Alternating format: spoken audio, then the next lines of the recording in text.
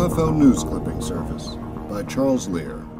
For UFO researchers, and especially those interested in UFO history, the Internet is a treasure trove.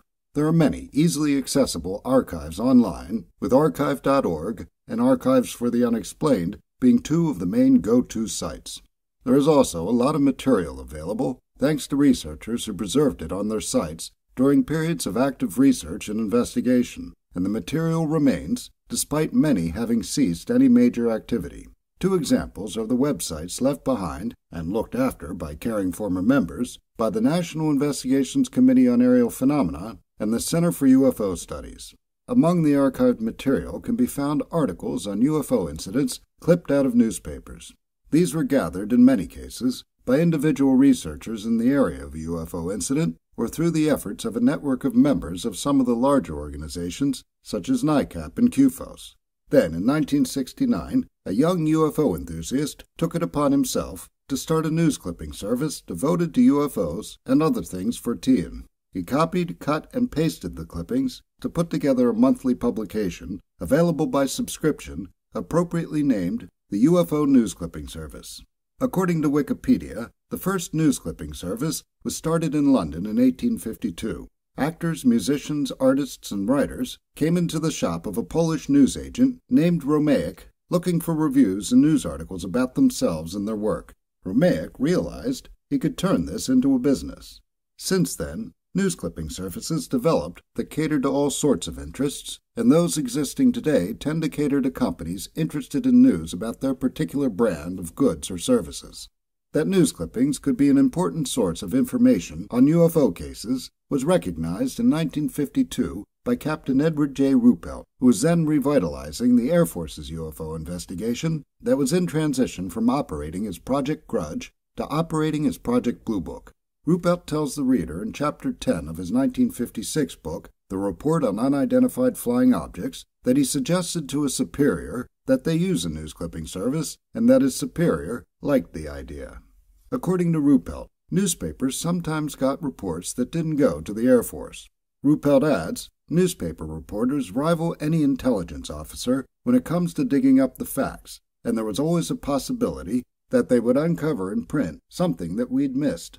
Fortean and UFO researcher John Keel, author of the 1975 book The Mothman Prophecies, was known to have used newsclipping services in his work as a journalist and a reporter specializing in Fortean subject matter. According to his friend, Loren Coleman, in a 2009 obituary Coleman wrote after Keel's death, Keel subscribed to several newsclipping services. Coleman reports that Keel would sometimes get 150 clippings in a single day during a 1966-1967 UFO flap. This must have been expensive and time-consuming for Keel and others who made use of multiple services, but an alternative was just a couple of years away.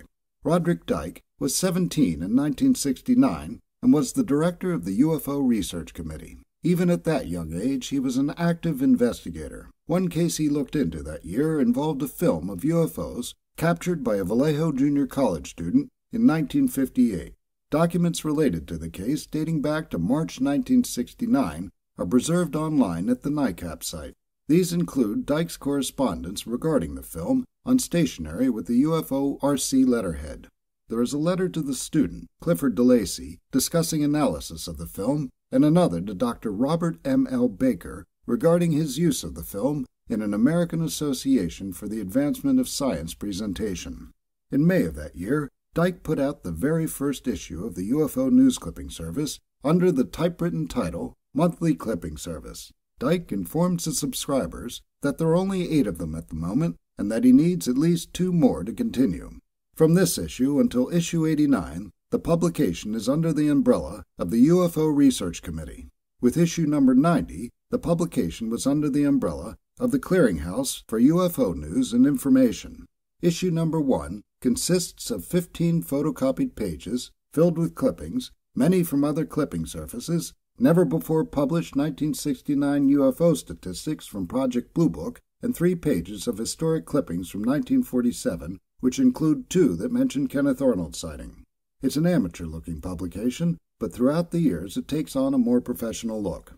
In the first issue, Dyke thanks an associate who provided him with clippings from Australia.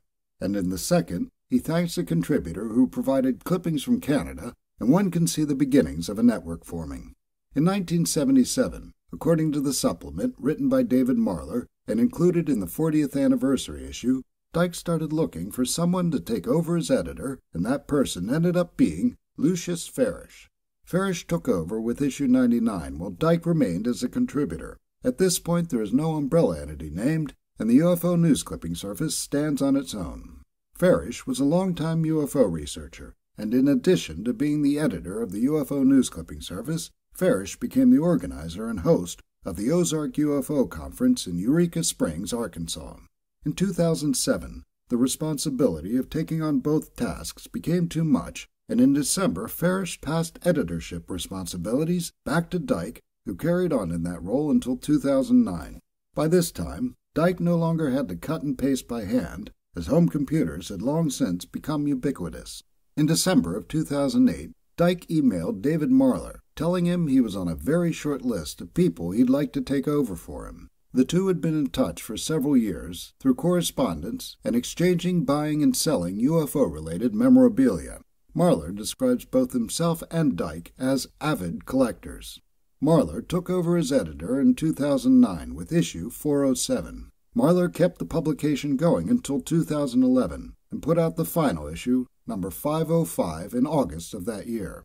On the first page of issue 505, there is a message from Dyke. Dyke sums up the history of the over 44-year run of the UFO Newsclipping service and tells the reader that in that time over 10,000 pages were printed, containing over 30,000 clippings. He emphasizes that there was no editorializing throughout the publication's history. According to Marler, the UFO Newsclipping service subscribers list was a veritable who's who of ufology, which is a testament as to its value among UFO researchers. While the service is no longer available to investigators of contemporary cases, every issue of the publication is available online for historical researchers. Just the thing for a good indoor activity on a cold winter day.